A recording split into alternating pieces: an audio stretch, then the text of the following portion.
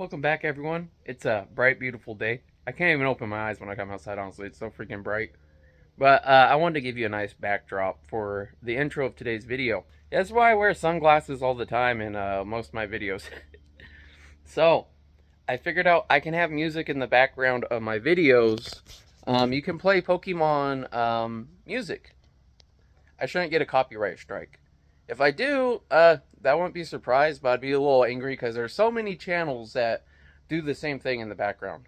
So I will play the soundtrack to Pokemon Crystal during today's video, and hopefully it doesn't sound too jarring when I have to clip things here or there. Having a real quiet day, and I think I can get that Onix done for you.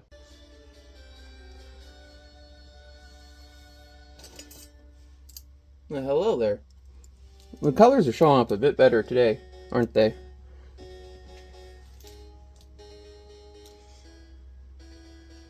I should turn the music down just a bit. I want soft background music, not overbearing tones. So what are we working on today? Onix. So the first thing about Onix, I'd say, is his eye. Now, when I want to get black fine detail, I have these watercolor markers. Just find black in here. Black. Okay, so the thing about these is they're not really good for making wide brushes for coloring backgrounds and whatnot, but you want fine details, they're perfect. So, the only problem is these are really sensitive to water, so if you're going to be painting around or near it, this stuff will saturate pretty heavily. But look how easily and gently I can fill that eye in, and boom.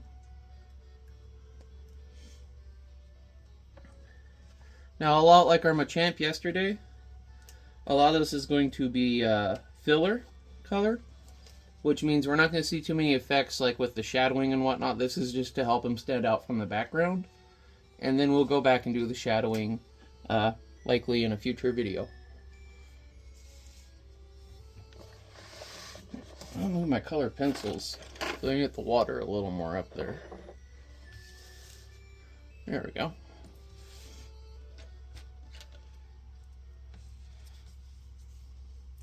Okay, so now you may notice gray is one of the most used colors on my palette because, well, I use a lot of gray surprisingly with color, right? I mean, a lot of stuff is gray.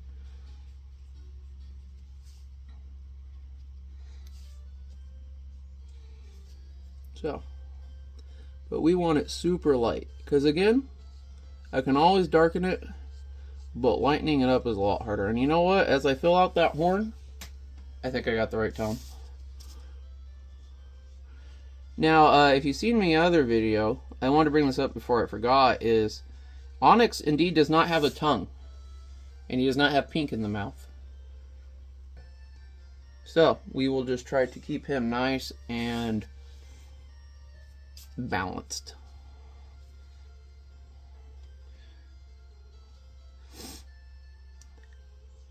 And do one more nice little coat over, just so it is a bit darker to start with.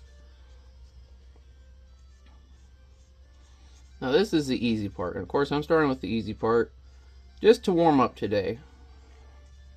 A lot of times when I go to draw something like this, if I really am nervous, I'll actually get a different piece of paper and I'll doodle something. Or I'll try to make like what I'm going to do today, just so my hands are warmed up and I'm not nervous. I find I make most of my mistakes, like when I was inking this, when I go back the next day and try to add stuff.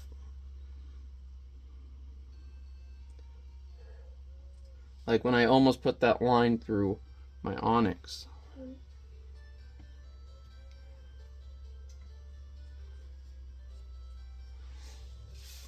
Go around the hand here. I think the Machamp, his colors are going to stand out a bit more too.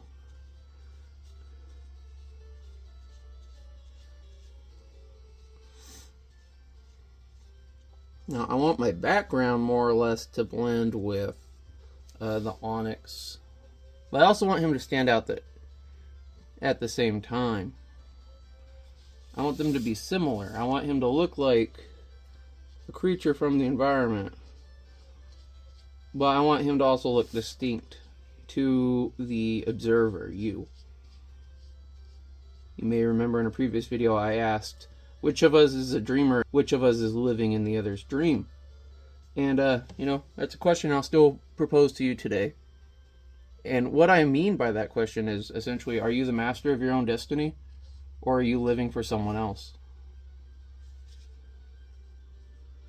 I think we should all learn to live for ourselves a bit more.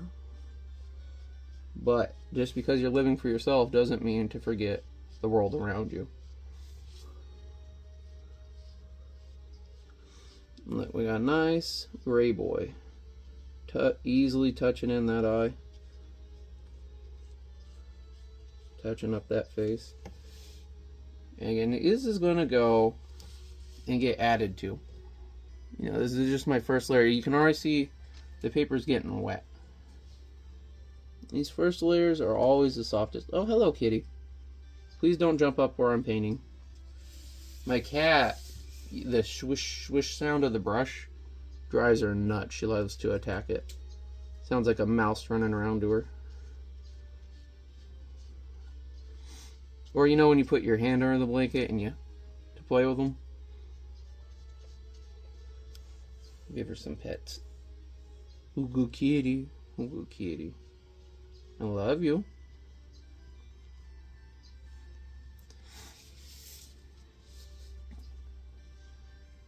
So, are you enjoying the music in the background? Let me know if it takes away or adds to the ambience for you. I kind of like it, just because you don't hear my neighbor's tractor as much. And of course, I chose a game that feels nostalgic to me, the things that make me want to work and paint.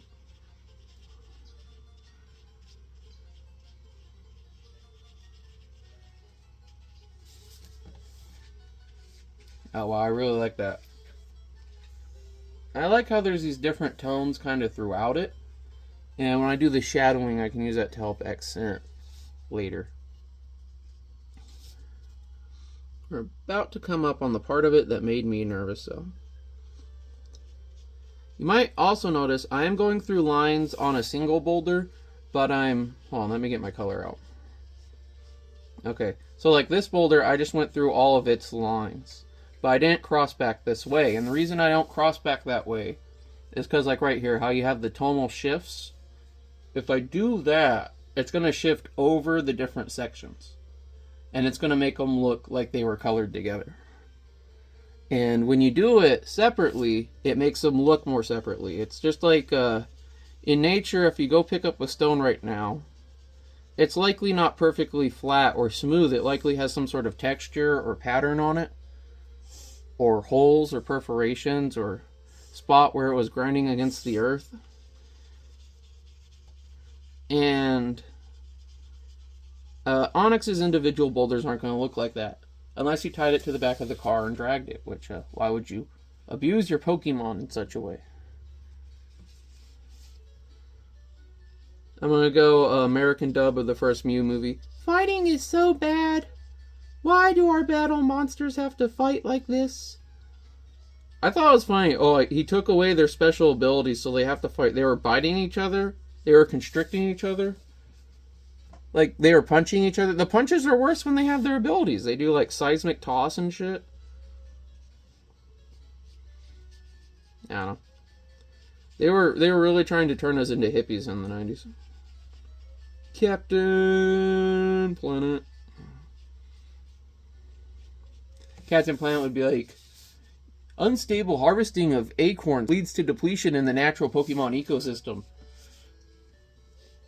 Like, alright, I'll use Mart Balls. Mart Balls introduce microplastics into Pokemon biomes.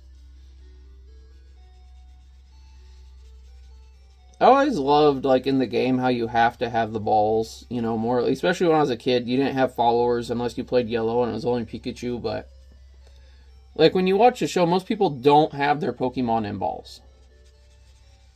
I mean, like, Brock, you know, he's walking around when they need to get it out to do something. Like, when they're traveling, they do. But when they go to a town, they go to a city, they'll meet some lady, And she'll be like, I live here with these Pokemon helping the community thrive. Always in some unique kind of way. Unless it's Misty's stuck-up sisters who only care about getting likes and shares. But my point is, the Pokemon more or less live equally with the people. And I don't know. Unless there's some sort of thing, you don't have to feed them when they're in the bowl. I don't know if you ever seen that skit, though, of cleaning your Pokeballs. No. You're telling me you never cleaned your balls? When they go, what do? Was it, Pikachu, wipe your ass? Yeah, see, right there, that's actually a separation of the background rock. So I would have messed up right there. What's up, bud? Oh, I thought you wanted to ask me something. My son's in here being a very good boy. I'm going to do some of his lessons in a bit. So I'll probably finish up my base coat for my Onix. And we will go and do a little reading or something today, or science. I'll leave it up to the boy what he wants to learn. Learning is one of those things like working or anything. I feel like if he's into it, if he wants to learn about it, he's more likely to learn about it. Working on spelling with him and whatnot. So like I said, he's not in school yet. But my thought is, I want him to already know everything when he gets there that I can teach him possibly, so he can just concentrate on adjusting and making friends. If that's what he chooses to do. He might end up having to be homeschooled as well, and that's why I'm taking the opportunity now to see if I can do it before we're thrust in a situation I have to do it. Okay, so this is the part I was not looking forward to, is behind Machamp. I like how the intense battle music started for this. So I'm going to go even lighter. Yes.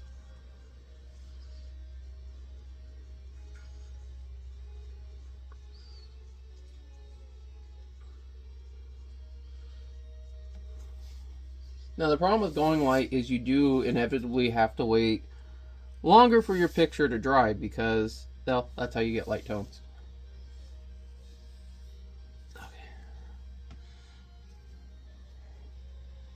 Is more water. And, you know, some people will be like, oh, you can add water to lighten it up. I don't believe so.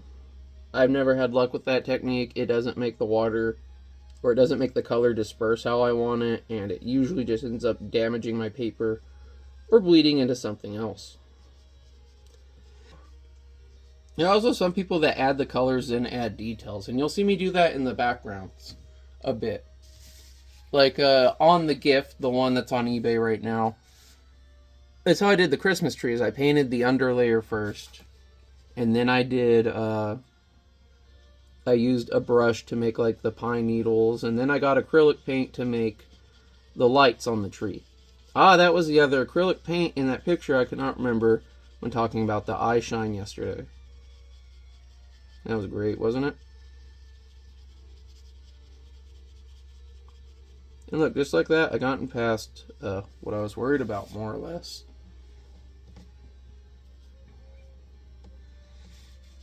See, I'm really getting excited right now because it's really coming together. It's going to be really hard for me to stop and come back to this. That's the thing, though, is you don't want to get your paper too wet. And I mean, even the background, like my Onix is wet, so you think, oh, you can go paint somewhere else. Look how much of the picture Onix takes up. The more I get wet, the more it's going to wave up when it dries and whatnot.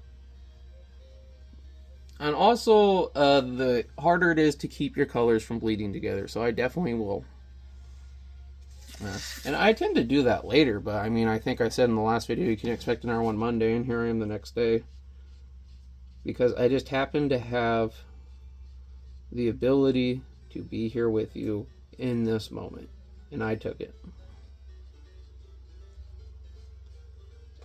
The music's cheering is on. Isn't that awesome?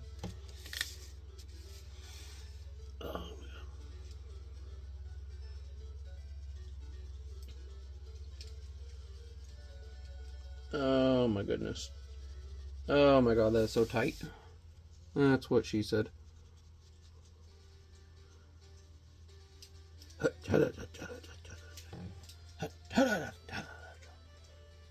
Okay.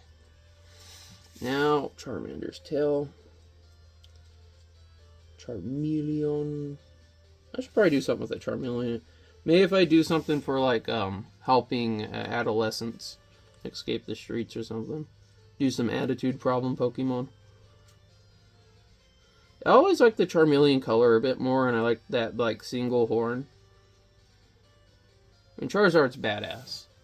We're not going to take away from the glory that is Charizard, but... It's kind of like War Turtle. I always heard that Blastoise was meant to be its own line, and they just slapped him on to the end of it. And, yeah, Squirtle was supposed to pretty much get his own line where it looks more like War Turtle, and they get more of those little spirals on the tail. And I actually, upon hearing that, I made my own speculative split evolution where you give the War Turtle a Thunderstone. And it gains electric typing as well. He's got some cool patterns, like box turtle patterns on the shell that kind of look like... Well, if you'd like me to paint my special War Turtle split evolution idea someday, just let me know. I'm doing more real Pokemon, but I guess I could cover some speculative on the channel. By the way, to the people out there in the audience, if you ever had a Pokemon you thought of, Game Freak actually does take Pokemon submissions.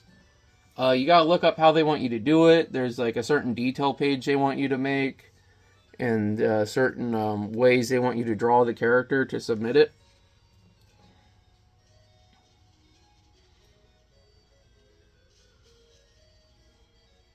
But, you know, your Pokemon could be an actual Pokemon.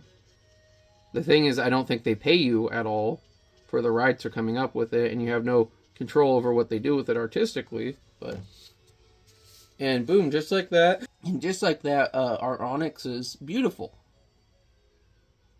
Again, I don't want to get the paper too wet, so we're going to have this one be a short one right now, and then we're going to come back and do a bit more later. I guess this almost ended up being 20 minutes. But, wow, you can really see what the picture's turning out to be now. The colors are a bit boring, but trust me, the dynamic lighting and whatnot's really going to help it. I'm going to have live generated lighting effects based on the observer. You mean a hologram? Yes. Oh, the Bellsprout Tower. Great, don't leave this on. Wow. I'm so happy with this. So this was a great start to my day. I hope it was a good start to your day too, or into it, or whatever it is you're doing. And until we can come back here and do some more of this again, stay safe and try to stay happy out there. Pretty crazy right now.